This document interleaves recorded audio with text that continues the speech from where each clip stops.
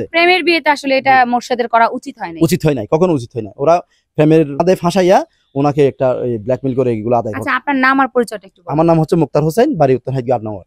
উনি হচ্ছেন মোক্তার হোসেন, ওনাকে গ্রামের সর্দার হিসেবে মানা হয়। উনি রিমার বিয়ের প্রথম থেকে শেষ পর্যন্ত আমি ছিলেন। আমি প্রায় বিয়েতে থাকি। আচ্ছা, আমি এই মানে- আজকেও একটা বিয়ের এখন মানে অ্যারেঞ্জমেন্ট করি। গ্রামের সব সবাই ডাকে, ভালো আমি খারাপ কাজের মধ্যে উনি থাকেন, এর মধ্যে রিমারও সবকিছু এরকম সাক্ষী। ডাকছে, আমি গেছি, যে 2 লক্ষ টাকা নিচে রিমার বাবার থেকে, এটা উনি সাক্ষী। সাক্ষী আছি। হ্যাঁ, এরকম সবকিছু মিলে ওনার সাক্ষী। উনিও কিন্তু উচিত বিচারটাই চাচ্ছেন। তো যাই হোক, অবশ্যই চাই। হ্যাঁ যাই হোক, আমরা এখন আসি রিমার বাড়িতে একটু, আর রিমার শ্বশুর বাড়ি, যেই বাড়িতে রিমার আসার কথা। দেখেন, এটা লেখা আছে হালিমা মঞ্জিল। এই বাড়ি এখন তালা মারা, এই বাড়িতে এখন কেউ থাকে না। আমি জানি না, এরা এক ভাই এক বোন। এই রিমার হবু হাজবেন্ড মানে মোর্শেদ নারায়ণগঞ্জের আল আরাফা ইসলাম ব্যাংকে কেশিয়ার পদে চাকরি করেন।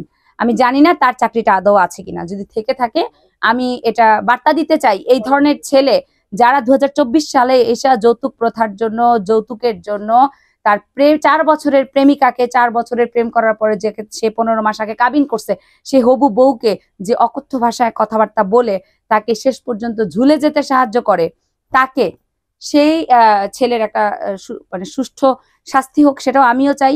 অন্ততপক্ষে 2024 সালে এসে কোনো শিক্ষিত সমাজে যৌতুক কথাটা উঠে আসবে, সেটা যেন আর না উঠে। গ্রামে গঞ্জে এটা খুবই শক্ত একটা বিষয়। আর আমি বলবো কর্তৃপক্ষকে, আল আরাফা ইসলাম ব্যাংকে যারা আছেন, এই ধরনের ক্রিমিনালকে, এই ধরনের যারা সমাজের জন্য ভয়ঙ্কর, তাদের যদি আপনারা ইতিমধ্যে চাকরি থেকে চাকরিচ্যুত না করে থাকেন, আমি আশা করব, বা আমার মতো যারা নেটিজেনরা আছেন বা সমাজে বিবেকবান মানুষ আছেন, সবাই আশা করবে এই ধরনের মানুষের অন্তত পক্ষে এরকম ব্যাংকের মতো একটা ভালো চাকরি, উচ্চপদস্থ কর্মচারী হিসেবে তাকে মর্যাদা দেওয়ার কোনো মানে হয় না। তাকে সেখান থেকে নামিয়ে দেওয়া উচিত। আর এই মোর্শেদের ছবি আপনারা স্ক্রিনে দেখবেন। এই মোর্শেদকে দ্বিতীয়বার মোর্শেদ বিয়ে করে, অবশ্যই সে বিয়ে করবে। রিমা চলে গেছে, রিমা ফিরবে না। মোর্শেদ 1 বছর, 5 বছর, 10 বছর পরে সে বিয়ে করবে।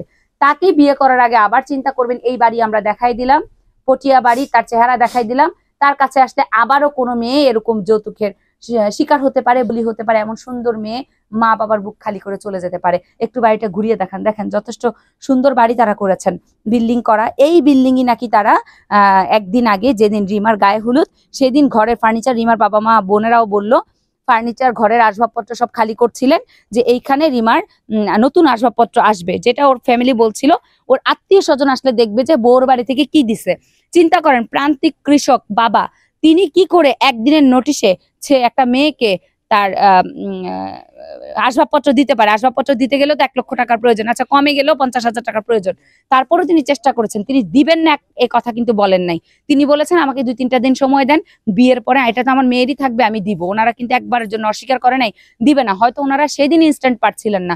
আপনারা ভালো করেই জানেন, প্রত্যন্ত অঞ্চলের দেখছেন রিমাদের ঘর বাড়ি, তারা রেডি করতে সময় লাগছিল, সেই সময়টুকু তাদেরকে দেয় না। আর রিমা, আমি আগেও বলেছি, এখনো বলছি, প্রেমের সম্পর্কে তার বিয়ে যদি অ্যারেঞ্জ ম্যারেজ হইতো, হয়তো সেটাকে কোনো কিছুই মনে করতো না। সে ভাবছে আমি প্রেম করে বিয়ে করছি, আমার পরিবারকে চাপ দিচ্ছে, আমাকে চাপ দিচ্ছে, আমি এই জীবন রেখে কি করব। হয়তো আত্মসম্মানের ভয়ে মেয়েটা চলে গেল। যাদের গেছে তারা বুঝবে, আর কেউ বুঝবে না। তো যাই হোক, ওনাদের যে সমাজের যেই গণ্যমান্য ব্যক্তি আছেন, তার সাথে কথা বললাম, ওনার কথা শুনে আমাদের ভালো লাগলো। আশা করব এই ধরনের ঘটনার জন্য আর না ঘটে। আমি ভাবছিলাম ওনাদের কাউকে পাবো কিনা, না, পুরো বাড়ি তালা মারা, এই বাড়িতে কেউ থাকেন না। দেখতে পারতেছেন কালার করা, সুন্দর বাড়িটা কিন্তু যথেষ্ট সুন্দর। তো একটা সুন্দর সিমসাম 1 ছেলে 1 মেয়ের সংসার, কত সুন্দর করে একটা গোছানো সংসার হতে পারতো আজকে। আরেকটা কথা বলতে চাই, ওনাদের যেই সমাজের যে সর্দার মোক্তার হোসেন, উনি বললেন আমাদেরকে যে যেদিন রিমার বিয়ের তারিখ ঠিক করা হয়, সেদিন কিন্তু রিমা আলাদা করে ডেকে বলছে আমার সাথে কিন্তু মোর্শেদের সম্পর্ক ভালো যাচ্ছে না। এই কথাটা আমরা আগে জানতাম না, আজকে ওনার মুখ থেকে শুনলাম। কেন ভালো যাচ্ছে না, ওর সাথে ওর কথাবার্তা ভালো যাচ্ছে না, ওর বাবা আমাকে তুলে গালিগালাজ করে, তুই তো কারি করে। এই যে ভাঙনটা দেখেন, ভাঙনটা কিন্তু অনেক আগে থেকে শুরু হয়েছে। এটা আমি বলবো একটা উছিলা ছিল।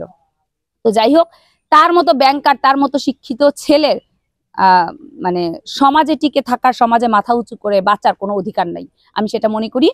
ছবিটা আপনারা চেষ্টা করবেন শেয়ার করে দেওয়ার, বারবার করে এই ছেলেকে দেখানোর জন্য আপনারা শেয়ার করবেন নিউজগুলো, যাতে সে আর কোনো মেয়ের জীবন নষ্ট করতে না পারে।